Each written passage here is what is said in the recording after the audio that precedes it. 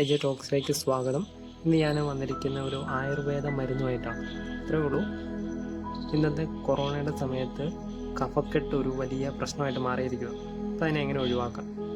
പനിക്കൂർക്കയുടെ ഇലയാണ് ഞാൻ പറിച്ചു, അത് ചെറുതായിട്ടൊന്ന് വാട്ടിയെടുത്തു. അതിനുശേഷം അത് പിഴിഞ്ഞ് അതിൻ്റെ നീരെടുക്കണം. ജസ്റ്റ് ഒന്ന് ഞെക്കിക്കഴിഞ്ഞാൽ നമുക്ക് അതിൻ്റെ നീര് കിട്ടും.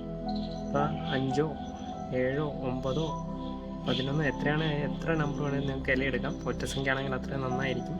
പിഴിഞ്ഞെടുത്ത ശേഷം നല്ല വൃത്തിയായിട്ടായിരിക്കണം നമ്മുടെ കൈയും, അതുപോലെ തന്നെ നമ്മൾ എടുക്കുന്ന നീരെടുക്കുന്ന ആ ഗ്ലാസ്സോ എന്താണോ എടുക്കുന്നത് അതൊക്കെ വളരെ വൃത്തിയായിരിക്കുക.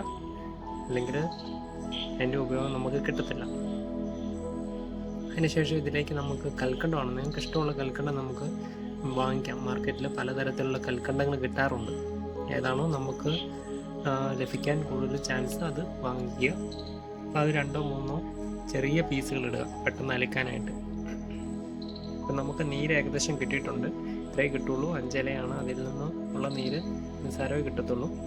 ഈ കൽക്കണ്ട അരിഞ്ഞ ശേഷം ഏറ്റവും നല്ലത് നമ്മൾ വെറും വയറ്റിലാണെങ്കിൽ നല്ലത്, അല്ലെങ്കിൽ ഫുഡ് കഴിച്ച് ഒരു 2-2.5 മണിക്കൂറിന് ശേഷം നിങ്ങളിത് കഴിക്കുക. അതൊരു 5 ദിവസമെങ്കിലും പ്രാക്ടീസ് ചെയ്യുകയാണെങ്കിൽ നമ്മുടെ കഫക്കെട്ട് തീർത്തും മാറും.